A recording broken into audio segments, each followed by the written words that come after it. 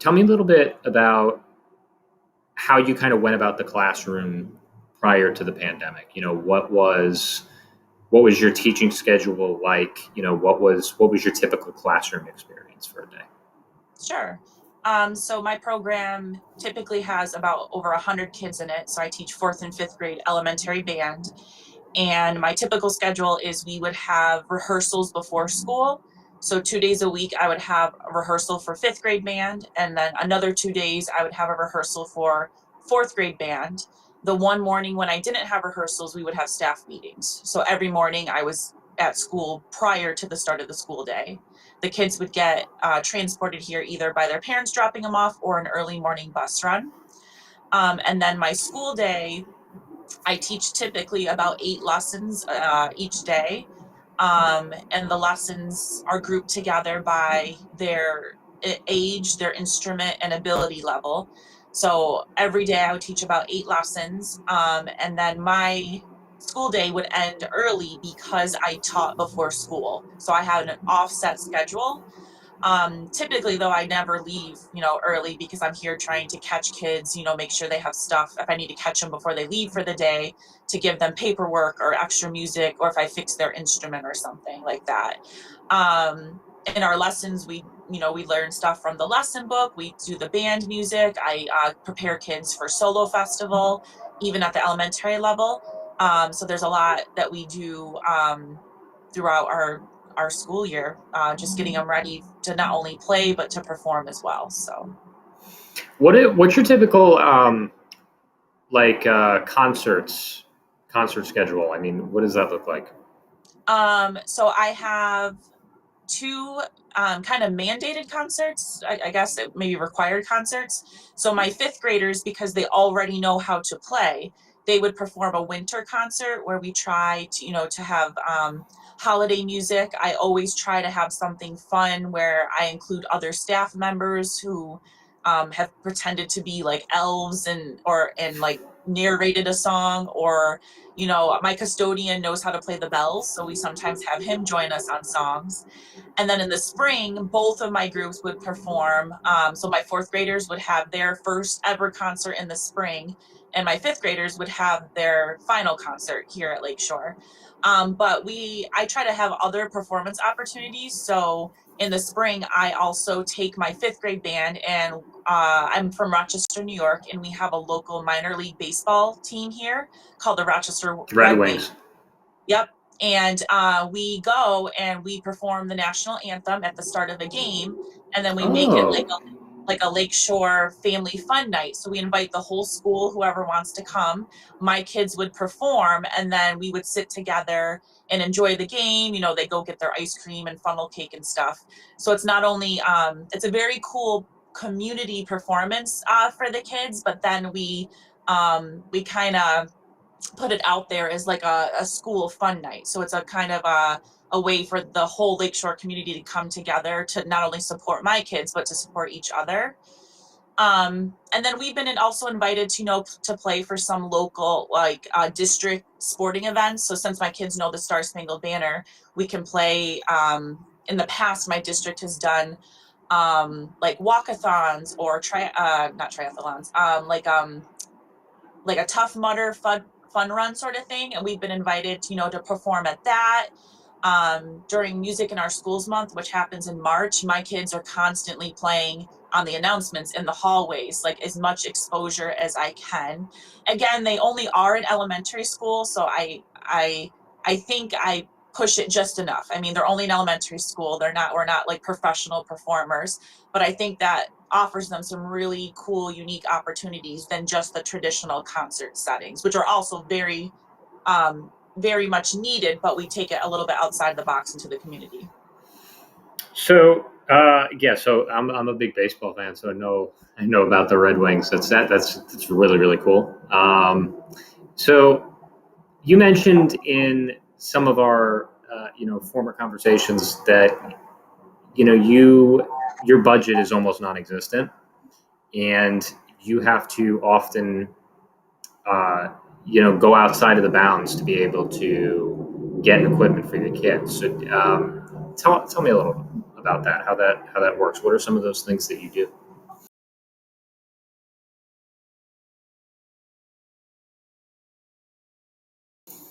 So at first, it was really hard to ask for help first, and I wish I had started it sooner. You forget sometimes that there's people out there who want to help. Um, so yeah, I've switched in a bunch of different schools in my district. The one that I'm currently working at, I only get maybe about $80 a year, which is less than $1 per kid, and music equipment is just very expensive. Yeah. So um, it first started, I'm gonna be honest, first there was stuff that I just used to purchase out of my own pocket because, I want to keep the kids playing, I want to keep them in my program, and I didn't want that to be a barrier. So at first it was me spending my money, but then that just wasn't, very I wasn't able to live that way. I need to, pay my bills and stuff. Yeah. I mean, of So course. um I started looking up. I didn't realize this. My own school district has a grant. We can apply for $1,000 every year for equipment. So I started with that. And then I started branching out to local companies. So we have Wegmans is from Rochester, New York. There's a grocery store chain called Wegmans. They are from Rochester. That's the headquarters. And they offer grant programs. So I just started looking to like grocery stores and banks and other businesses to see if they had any community outreach where they would be willing to donate money, or even like if it's a grocery store chain, like even food or snacks to my program. Then I think it was last year or maybe the year before, there was a movement on social media called hashtag clear the list. And teachers were able to build Amazon wish lists for their classroom and put the specific needs of each of their classrooms. And it kind of took off crazy. It happened, I think, a couple summers ago, and I built some of my immediate needs for my classroom, and there was so much, it got so much traction. It started on Facebook. So at first it was my friends and my family helping me out, but then it's hard to keep going to those same people because they already, kind of helped you out. So Right. then I took, I started a Twitter page, which I've never done before, and I've found the most success on Twitter. Twitter, you're just obviously more accessible to anyone, celebrities, anonymous donors, strangers, things like that. So I think I've gotten the most donations and materials and equipment from doing that clear the list movement. I had extreme luck that I was picked by the first time my list was cleared, it was cleared by Chip Gaines, who's on the show Fixer Upper. His assistant saw one of my tweets and reached out to me and said, "We want to help clear your list to get you ready for your concert." So Wow. he purchased probably about $700 worth of stuff. Wow. Again, music stuff is just so expensive. Um, and then that was the first year. Then the next year, I made another list because it's a new set of kids, a new set of needs, and things that break or need repairs. And then I think back this past winter, T-Mobile saw one of my tweets and same thing. They bought everything I had on my list. I didn't reach out to them. I didn't tag them. They just were looking to help. In both instances, they were looking to help out teachers. That's Um, amazing.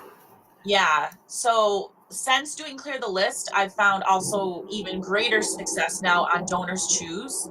Um, I've been in contact with music specific donor or giving pages where someone runs this giving page just for music teachers, and donors go there just to support music in our schools. So, for example, in the month of March, which is Music in Our Schools month, I had 5 projects get funded just because it was Music in Our Schools month. And it helped get my kids, it helped get us some like protective covers for our instruments to ensure their longevity, that they're not going to break, that we can use them longer.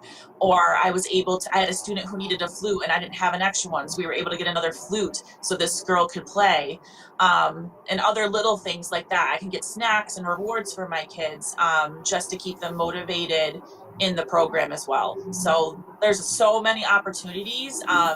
It was hard to ask for help at first, but you slowly start to realize, wow, there really are some genuine, nice people who want help kids and want to help, in my instance, music in our schools. So I always tell people, don't be afraid to ask for help. So you never know.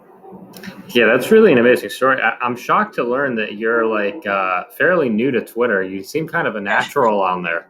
I mean, you certainly picked it up pretty quick. Yeah, I Um, just watched what other people did and just took cues from them. So that's the best way. yeah. So, uh, talking a little bit about COVID and working it into this kind of metric in terms of getting the funding you need, how has COVID affected that funding for you personally and with others in your district that you're in contact with?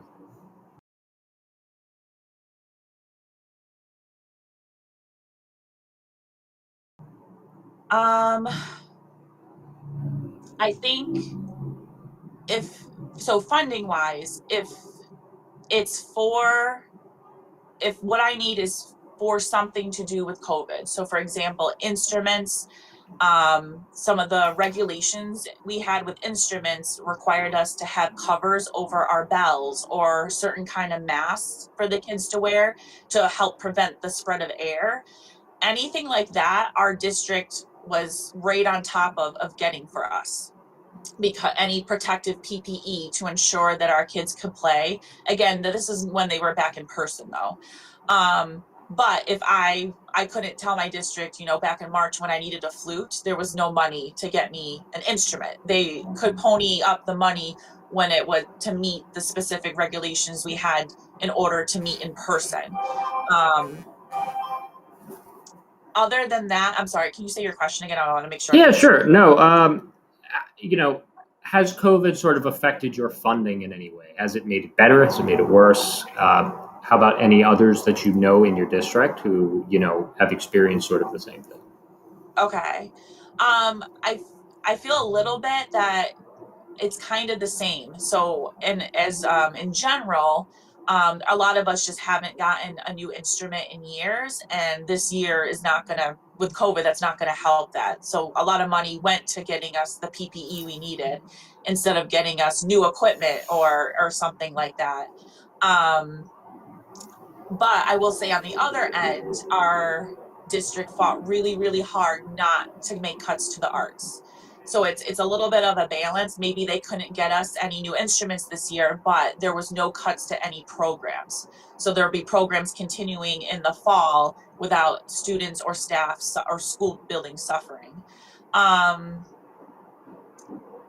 I'm going to apologize. I can only speak to music specifically. I'm not sure about, some of my colleagues who teach, in a classroom setting, how their funding's been affected. Sure. My guess is they probably had to be a little bit more unique. Like there were no field trips this year. So that money maybe went to providing, some more positive reinforcement incentives in the classroom. Maybe they could just reroute that money. I found that I'm still able to find grants and to find people that want to help. Luckily, there's still a lot out there. You might have to just dig for it a little bit more. Maybe a grant that was offered last year maybe isn't this year just because of COVID, but there's other ones still out there. So I hope that answers that It question. does. Yeah, absolutely. So I know again we talked about it a little bit last time, but I do want to ask again. So in terms of, I guess you could say, the musical development of your students, you mentioned that uh, you were seeing that there were students that were sort of behind developmentally in terms of their music than they had been normally. Go into that a little bit.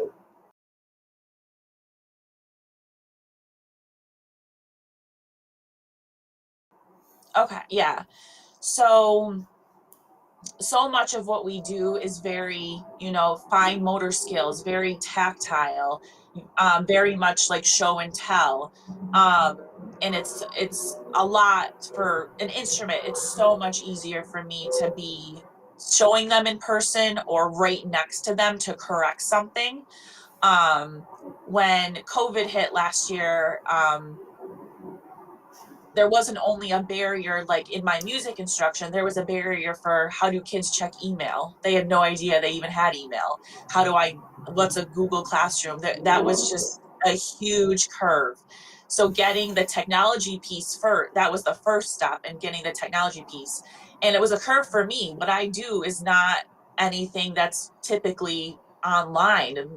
Learning music is very much an in-person or multiple people. It's not, sometimes it's an individual thing, but mostly it's a group thing when you're with other people making music with others.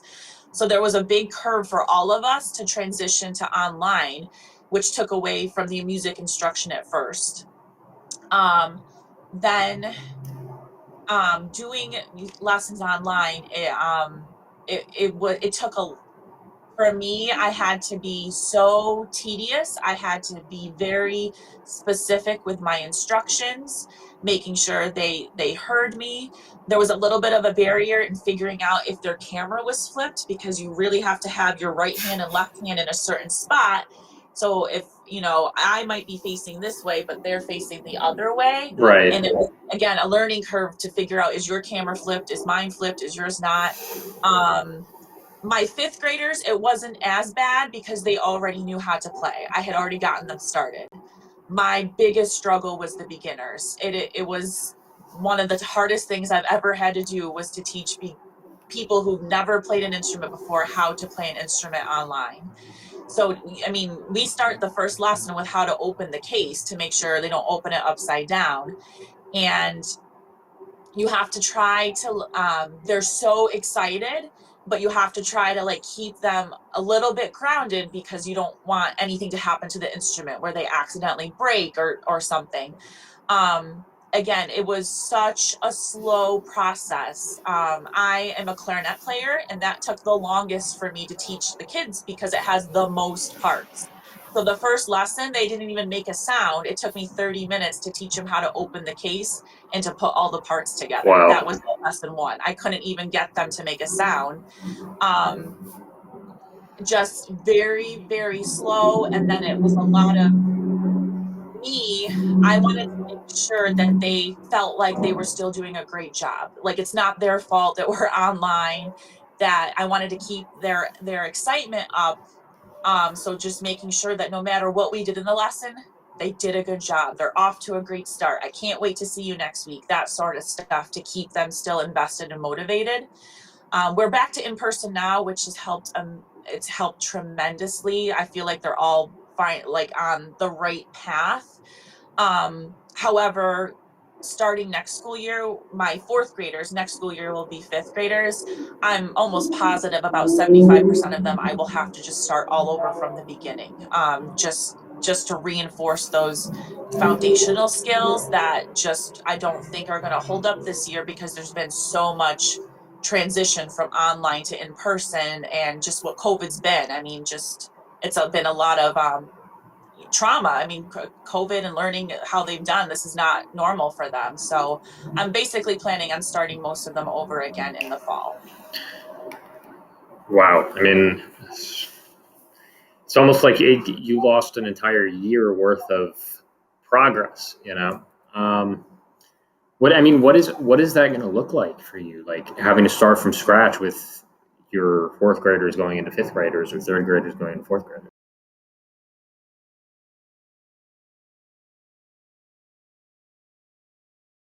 Yeah, so it'll be a loss of instruction, like a year, but I feel like since I'm at the elementary level, I will be able to quickly get that back within the next couple years. These kids who are, when they are in middle school and high school, they're always going to be a year behind where they should be. So I will feel the effects for one more final year, but that class is going to keep moving up, and it'll be, they're going to be a little bit behind. And we've talked as a department and realized, like, this class, as we go through, we can't hold them to the same standards, because of what this year has brought. I am already prepared next year to base in my head. I basically am going to have a fifth grade beginning band and a fourth grade beginning band. I do have a couple outliers. I have some kids who are exceptional, who just, can picked up an instrument online and did amazing. So I will offer opportunities for them, such as Solo Fest or any other little performances I can come up with to make sure that they're being noticed, and I don't want to hold them back with their musical talents. But for everybody else, I I firmly believe, like, what I do is I set the foundation for their musical progress. So I want to do a reset at the beginning of next school year to make sure that those skills are still there, or to reteach them before we move forward. And it'll just help in the long run for when I send them to middle school or high school, so that there's no gaps in their learning. They'll be a year behind, but at least I can clearly say this is what they know, this is what they don't know, as I move them ahead. So, kind of feeding off to that and to get into the final sort of question, um, what is your biggest goal moving forward? In the year post COVID, what is that one thing that if you could accomplish out of anything, in terms of what your kids need, what would that thing be?